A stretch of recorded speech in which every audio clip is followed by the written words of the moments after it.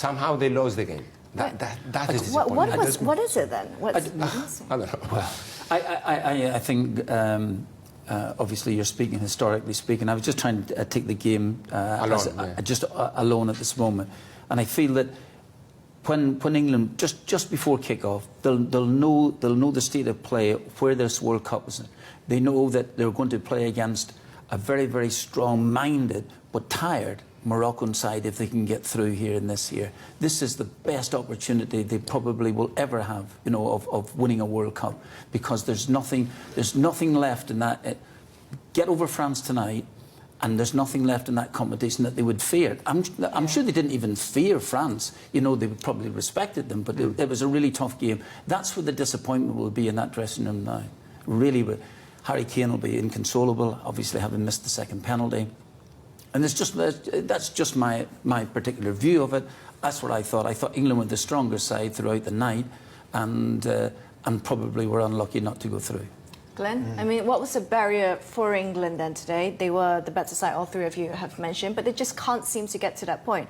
And I think we were talking off air as well.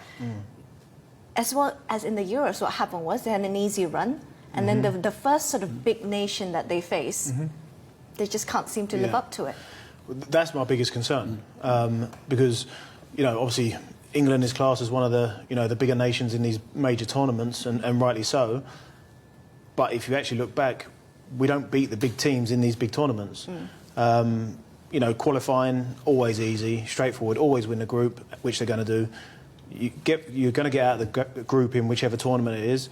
You get lucky with a couple of draws, which we did, and we did in the last World Cup. Yeah. And as soon as, I meant the last World Cup. Yeah. And then as soon as, you know, we played a good team, someone in the top at a similar level, we lost. Same again in the Euros in between, and the same now.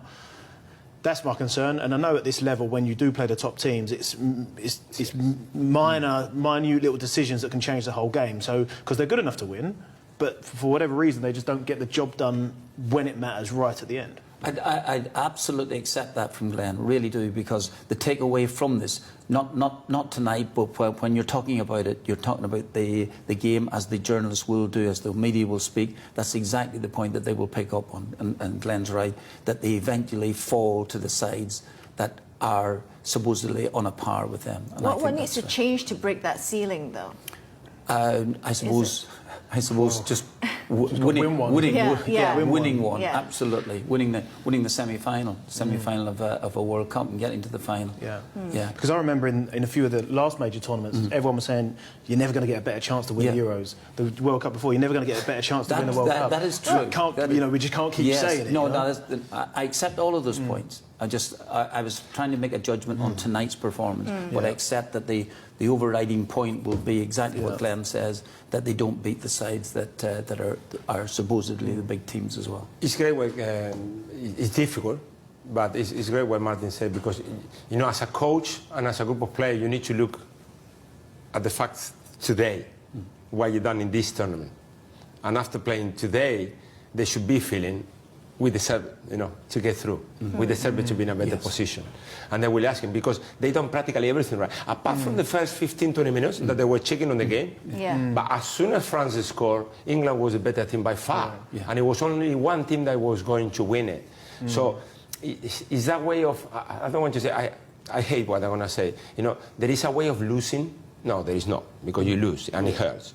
But sometimes I would say, from my point of view, Uruguay went out for not being positive, for not being aggressive going forward and going for the game. That is very disappointing. Now, England tried everything. And they had everything in there on the play to win it. So, okay, it's not that it's going to hurt less, but unfortunately they are out. And the only thing I can think as well, just maybe England are too nice. You know, sometimes maybe they try and win it the correct way. You know, they're all gentlemen, they're all nice people. Whereas, like, you know, I know the French team are obviously nice people, but I mean, like Griezmann, for example, he's run around, he's made 6 fouls. He's getting in everyone's face. He's not had his best game today, but he's got involved in the match by making fouls, breaking up play. And, because, as we say, France weren't the best team, but they've gone through.